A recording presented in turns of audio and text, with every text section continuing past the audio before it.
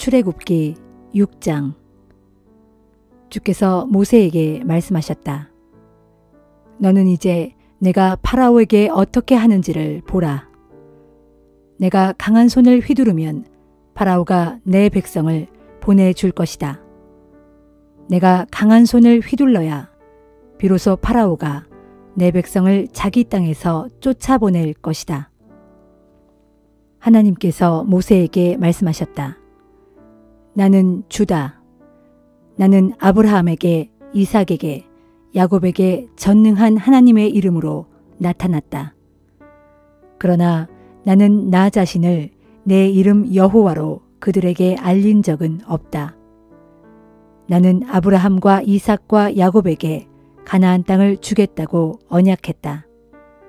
그 땅은 그들이 나그네로 살던 곳이다. 나는 또한 이집트 사람들의 노예가 된 이스라엘 백성들의 신음소리를 들었다. 이제 나는 내가 전에 했던 언약을 상기하게 되었다. 너는 이스라엘 백성들에게 가서 말하라. 나는 주다. 내가 이제 너희를 이집트 사람들의 멍에에서 벗어나게 해주겠고 노예 상태에서 자유롭게 해주겠다. 내가 팔을 뻗쳐 권능의 심판으로 너희를 구해낼 것이다. 나는 너희를 내 백성으로 삼아 너희의 하나님이 될 것이다. 너희는 이집트 사람들의 멍에에서 너희를 벗어나게 해주니가 너희 주 하나님인 줄을 알게 될 것이다. 나는 너희를 내가 아브라함과 이삭과 야곱에게 주겠노라고 맹세했던 땅으로 데려갈 것이다. 나는 그 땅을 너희 소유로 주겠다. 나는 주다.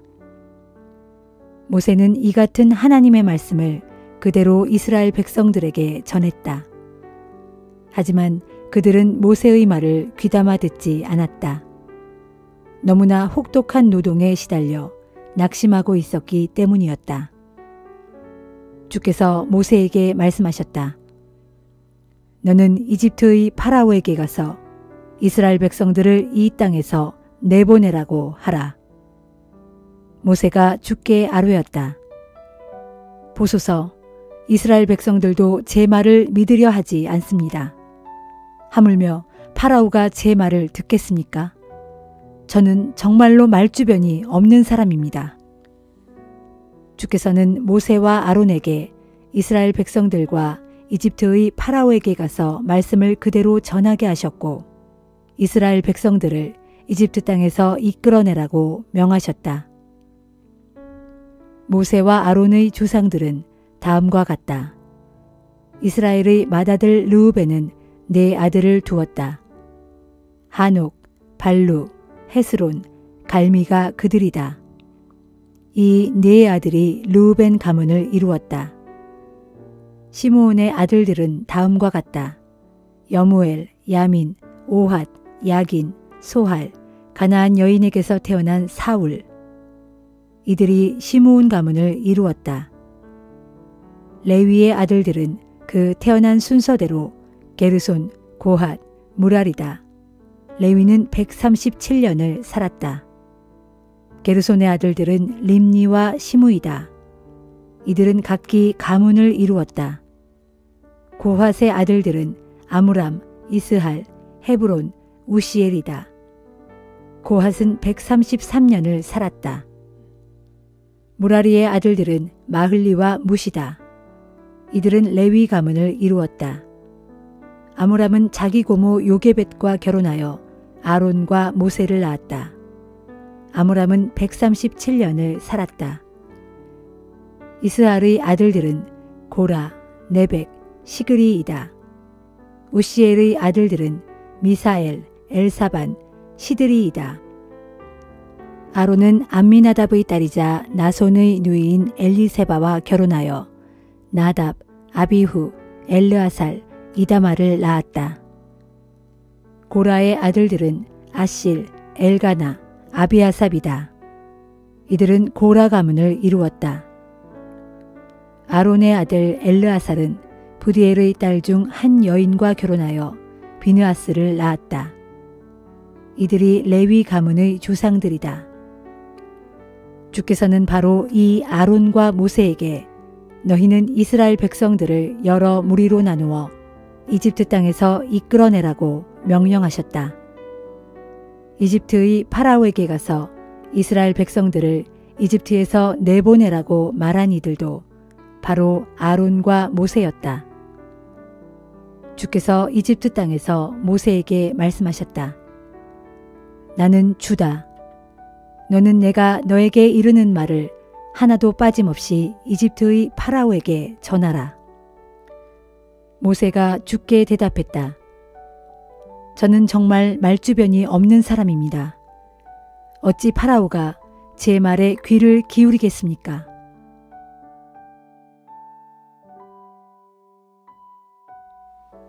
누가복음 9장.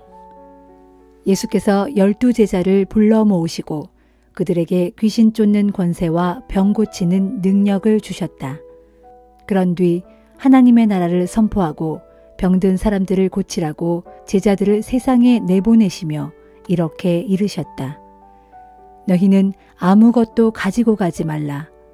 지팡이도 돈주머니도 양식도 돈도 여벌의 옷도 가지고 가지 말라. 어느 동네에 들어가든 한 집에서만 머물다 떠나라. 사람들이 너희를 환영하지 않거든 그곳을 떠나라. 떠날 때는 그들에게 경고하는 표시로 신발의 먼지를 탈탈 털어버려라. 이처럼 전도의 사명을 받고 제자들은 길을 떠났다. 그들은 여러 마을을 두루 다니며 하나님 나라의 복음을 전하고 병든 사람들을 고쳤다. 한편 분봉왕 헤롯은 이런 소문을 듣고 불안하여 어쩔 줄 몰랐다. 세례 요한이 죽었다가 다시 살아났다 라고 말하는 사람이 있는가 하면 어떤 사람은 엘리야가 나타났다 라고 말하기도 하고 더러는 옛 예언자들 가운데 한 명이 다시 살아서 돌아왔다 라고 말하고 있었기 때문이다. 그러나 헤롯은 세례 요한은 내가 목베어 죽이지 않았던가? 그런데 왜 이 같은 기이한 소문이 나돈단 말인가?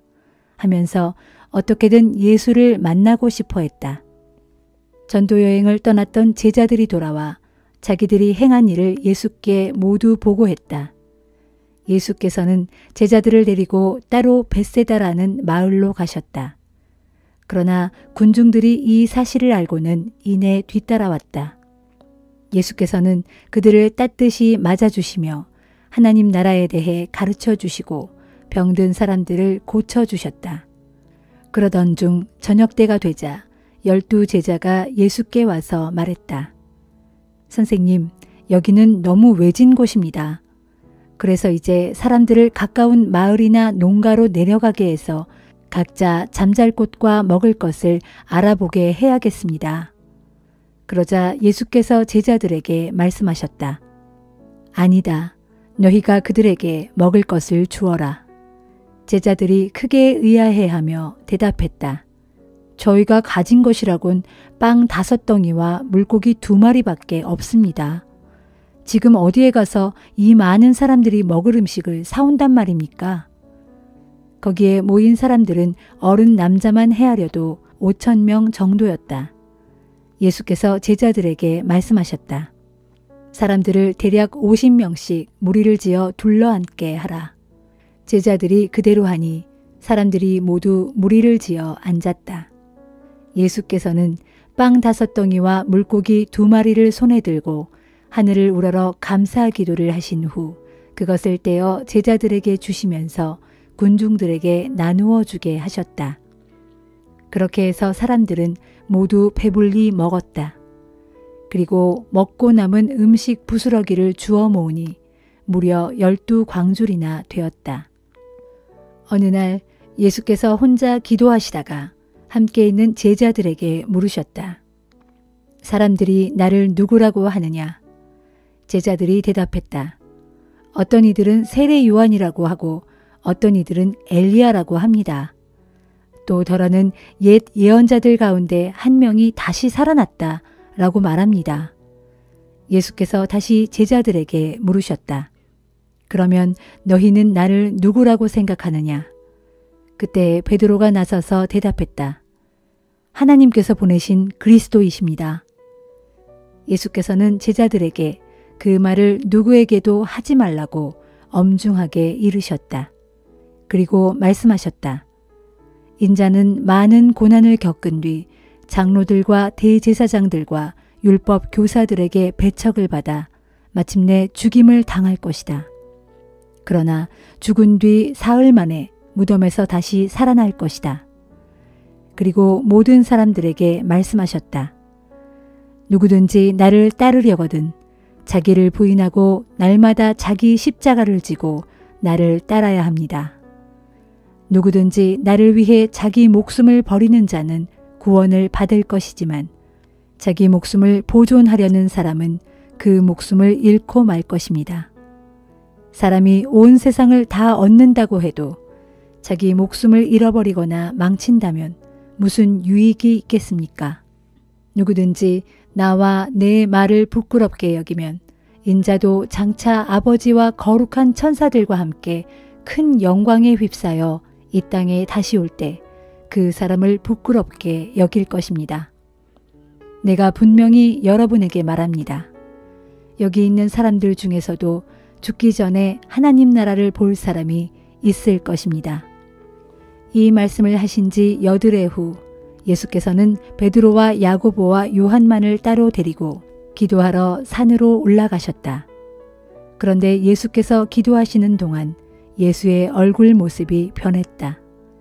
예수의 옷 또한 완전히 휘어져서 눈부시게 빛났다. 그러더니 갑자기 두 사람이 나타났다. 모세와 엘리야였다. 그들은 영광스런 빛에 감싸여 예수와 더불어 이야기를 주고받았다. 그들은 장차 예루살렘에서 일어날 일, 곧 예수의 십자가 죽음에 대해서 이야기했다. 그때 베드로와 다른 제자들은 잠들어 있다가 깨어나서 큰 광채와 영광에 휩싸여 있는 예수의 모습과 또한 그곳에 함께 서 있는 두 사람을 보았다. 두 사람이 떠나려고 하자 베드로가 불쑥 말하였다. 선생님, 저희가 여기서 지낸다면 얼마나 좋겠습니까?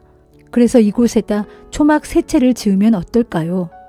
한 채는 선생님을 위해, 또 한 채는 모세를 위해, 그리고 또 한 채는 엘리야를 위해 짓는 것입니다. 베드로가 이렇게 말하는 동안 구름이 몰려오더니 그들을 뒤덮었다. 그들이 구름 속으로 들어가자 제자들이 몹시 두려워했다. 그때 구름 속에서 음성이 들려왔다. 이는 내 아들이요 내가 택한 자이다. 너희는 그의 말을 들어라. 그 음성이 들린 후에 제자들이 보니 오직 예수만 거기 계셨다. 제자들은 입을 다물고 자기들이 본 것을 얼마 동안 누구에게도 말하지 않았다. 다음 날 예수와 세 제자들이 산에서 내려오자 수많은 군중이 예수를 맞았다. 그때 군중 가운데 한 사람이 외쳤다. 선생님, 제 아들 좀 봐주십시오.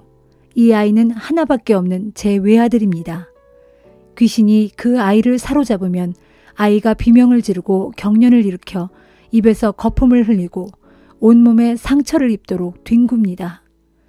그래서 제가 선생님의 제자들에게 귀신을 쫓아내달라고 청했지만 그들은 귀신을 쫓아내지 못했습니다. 그러자 예수께서 말씀하셨다. 아, 믿음이 없고 비뚤어진 세대여. 내가 언제까지 당신들과 함께 있어야 하며 당신들에 대해 참아주어야겠소.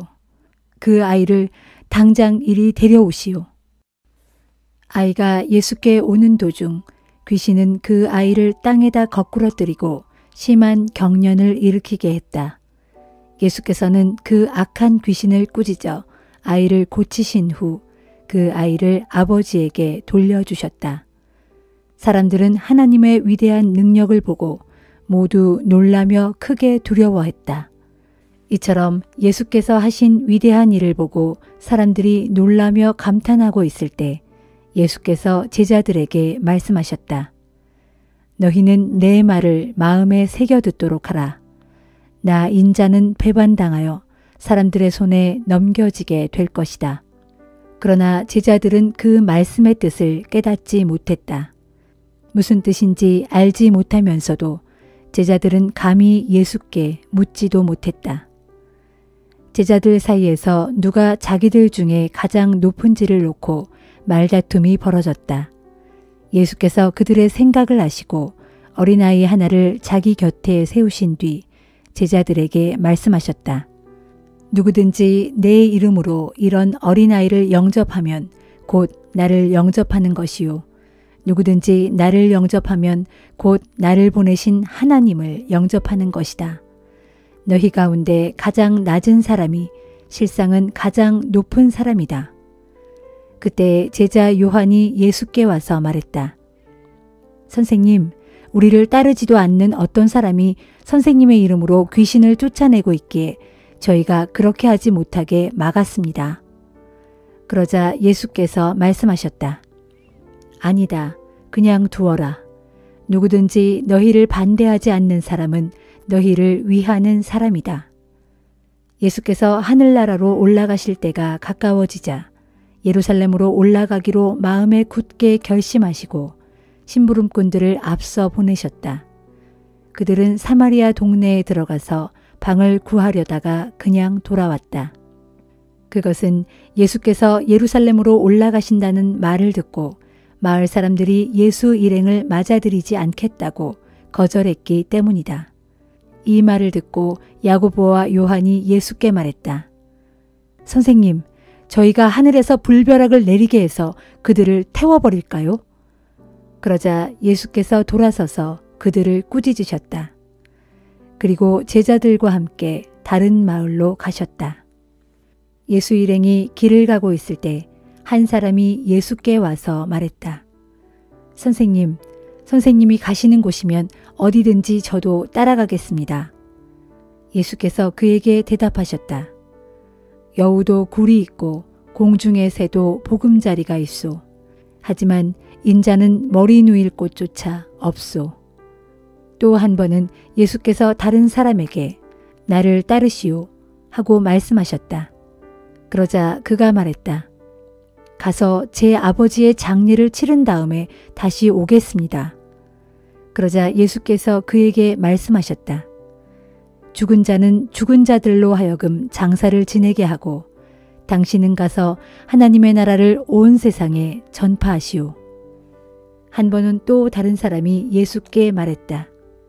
주님, 저는 주님을 따르겠습니다. 하지만 먼저 집안 사람들과 작별 인사를 하고 오겠습니다. 그러자 예수께서 그에게 말씀하셨다. 누구든지 손에 쟁기를 잡고 뒤를 돌아보는 사람은 하나님의 나라에 적합하지 않소.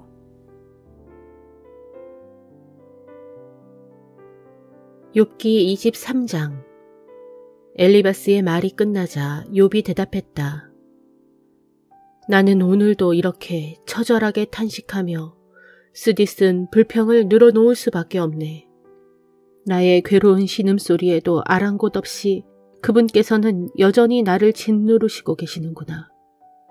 아, 어디로 가야 그분을 찾을 수 있을지 알 수만 있다면, 그분께서 계시는 거처로 당장이라도 찾아갈 수만 있다면, 제발 그럴 수만 있다면 그분 앞에서 내 억울한 사정을 낱낱이 아랠 수 있을 텐데, 내가 옳다는 것을 빠짐없이 말씀드릴 수 있을 텐데, 그렇게 되면 나는 그분께서 내게 대답하시는 말씀을 듣고 그 말씀을 깨달을 수 있을 텐데, 그토록 엄청난 권능을 지니고 계신 분이 설마 나와 다투실까? 그렇지 않을 거야. 분명 그분께서는 내가 하는 말을 자세히 들어주실 거야. 그때에 나는 하나님 앞에서 내 사정을 떳떳하게 말씀드릴 수 있을 것이고, 그러면 하나님께서는 나에게 아무런 잘못이 없다고 인정해 주실 텐데, 그러나 그분을 도무지 찾을 수가 없구나. 앞으로 가도 그분이 보이지 않고 뒤로 가도 그분을 찾을 수가 없구나. 그분께서 내 왼편에서 일하고 계실 때에도 나는 그분을 찾을 수 없고, 그분께서 내 오른편으로 돌이키실 때에도 나는 그분을 찾을 수가 없구나. 그러나 정녕 그분께서는 내가 가는 길을 다 아실 터이니 그분께서 나를 한번 시험해 보시면 내가 정금같이 흠없다는 사실을 아실 수 있으련만.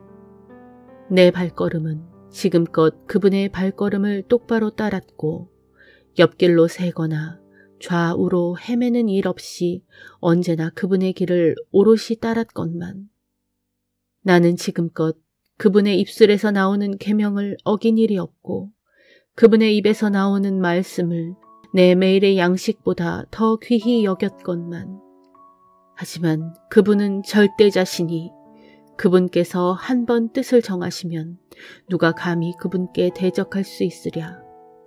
그분께서 하시고자 계획하시는 일은 누가 감히 막을 수 있으랴. 그러므로 그분께서는 내게 하시려고 마음 먹으신 일도 꼭 해내시고야 말 것인데 아직도 그분께는 나를 두고 세우신 계획이 산더미처럼 많을 걸세. 그래서 내가 이토록 아프고 괴롭다네. 그걸 생각하면 내 마음이 덜덜 떨리고 그분 앞에서 정말 두렵다네. 하나님께서 이렇듯 숨막히게 나를 몰아치셨고 전능하신 그분께서 나를 겁주어 덜덜 떨게 하셨기 때문이라네. 그럴지라도 어찌된 일인지 그분께서는 내 목숨을 끊어 어둠의 세계인 무덤으로 끌고 가지 않고 또한 내 얼굴을 그런 흑암으로 덮지 않고 계신다네.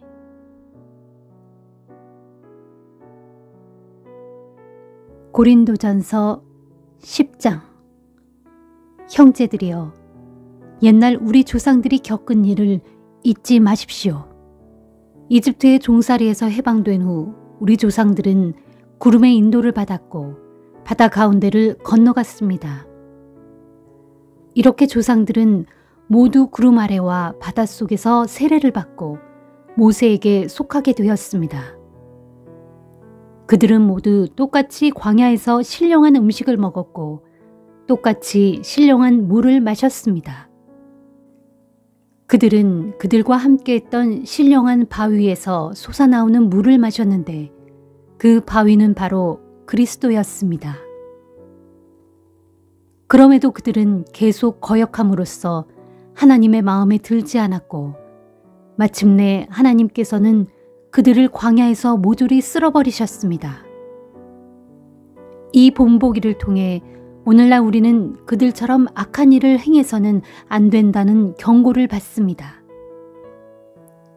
그들 중 어떤 이들은 우상 숭배자였습니다. 부디 여러분은 우상 숭배자가 되지 마십시오. 성경을 보면 우상을 섬길 때 백성들이 앉아서 먹고 마시며 일어나서 춤을 추었다라고 기록되어 있습니다. 또 그들 가운데 어떤 이들은 음란한 짓을 행하다가 하루에 23,000명이나 죽고 말았습니다. 그러므로 부디 우리는 음행하지 맙시다. 주님을 시험해서도 안 됩니다. 그들 가운데 어떤 이들은 주님을 시험하다가 뱀에 물려 죽었습니다.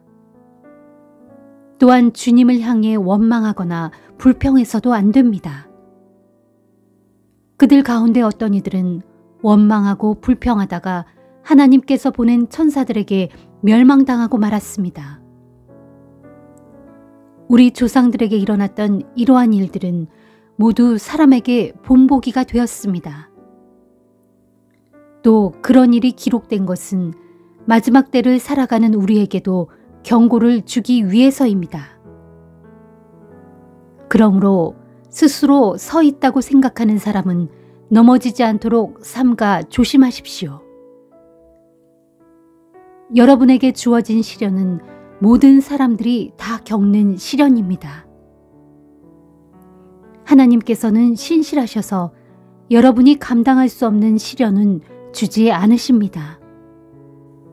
만일 여러분이 시련을 겪고 있다면 하나님께서는 여러분이 능히 감당할 수 있도록 그 시련을 벗어날 길도 함께 마련해 주십니다. 그러므로 사랑하는 형제들이여, 부디 우상 숭배를 멀리 하십시오. 여러분은 지각 있는 분들이니 여러분 스스로 내가 하는 말을 잘 분별하도록 하십시오. 우리가 감사기도를 드리면서 마시는 축복의 잔은 그리스도의 피를 함께 나누어 마시는 것이 아닙니까? 또한 빵을 떼어 나누어 먹는 것은 그리스도의 몸을 함께 나누어 먹는 것이 아닙니까? 빵은 한 덩이이기 때문에 우리가 아무리 여럿이라도 우리는 한 몸입니다. 그것은 우리 모두 한 덩이의 빵을 다 같이 나누어 먹기 때문입니다. 이스라엘 백성을 한번 생각해 보십시오. 그들은 희생제물을 나누어 먹음으로써 하나가 되어 다 같이 하나님의 제단에 참여하지 않습니까? 내가 왜 이런 말을 하고 있는 줄 아십니까? 우상이나 또는 우상에게 바쳐진 제물이 대단한 것이라도 된다는 의미에서 이런 말을 하겠습니까? 아닙니다. 이 교도들의 제물은 귀신에게 바치는 것이지 하나님께 바치는 것이 아닙니다. 나는 여러분이 귀신들과 사귀는 사람이 되기를 절대로 바라지 않습니다. 여러분은 주님의 잔과 귀신들의 잔을 동시에 마실 수는 없는 일입니다. 주님의 식탁과 귀신들의 식탁에 동시에 참여할 수는 없는 일입니다. 어쩌자고 그렇게 합니까? 주님의 질투심을 자극하기라도 할 셈입니까? 우리가 주님보다 더 강하다는 말입니까? 모든 것이 다 허용되어 있습니다. 하지만 모든 것이 다 유익한 것은 아닙니다. 모든 것이 다 허용되어 있습니다. 하지만 모든 것이 다 덕을 세우는 것은 아닙니다. 누구든지 자신만의 유익만을 구해서는 안 되며 다른 사람들의 유익을 구해야 합니다. 시장에서 파는 고기는 양심에 거리낌이 생기지 않도록 어느 것이든 그 출처를 묻지 말고 자유롭게 먹도록 하십시오. 땅은 주님의 것이요 땅에 가득 차 있는 모든 것들도 다 주님의 것이기 때문입니다. 만일 믿지 않는 어떤 사람이 여러분을 초대했고 또 여러분의 마음이 내켜 그 초대에 응했다면 여러분 앞에 차려진 음식들은 무엇이든 양심에 거리낌이 생기지 않도록 출처를 따지지 말고 자유롭게 먹도록 하십시오. 그러나 만일 어떤 사람이 이것은 제사 음식으로 바쳐졌던 것입니다 라고 말해주거든 그 사람과 그 사람의 양심을 위해서 그것을 먹지 마십시오. 여기서 내가 말하고 있는 양심은 여러분의 양심이 아니라 다른 사람의 양심입니다. 그러면 여러분은 왜 내 자유가 다른 사람의 양심에 의해 침해를 받아야 합니까? 내가 하나님께 감사드리는 마음으로 식사에 참여하는데 내가 감사하는 그 음식 때문에 왜 비난을 받아야 합니까? 하고 반문할 수도 있습니다. 그러나 여러분이 무엇을 먹고 마시든 또 무슨 일을 하든 모든 것을 오직 하나님의 영광을 위해서 하십시오. 유대인이든 헬라인이든 하나님의 교회이든 여러분은 어느 누구도 걸려 넘어지게 하지 마십시오. 나를 보십시오. 나는 어떻게든지 모든 사람을 기쁘게 하려고 애씁니다.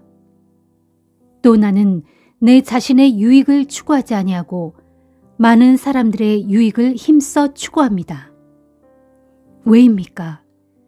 그것은 어떻게든지 한 사람이라도 더 구원의 길로 이끌기 위해서입니다.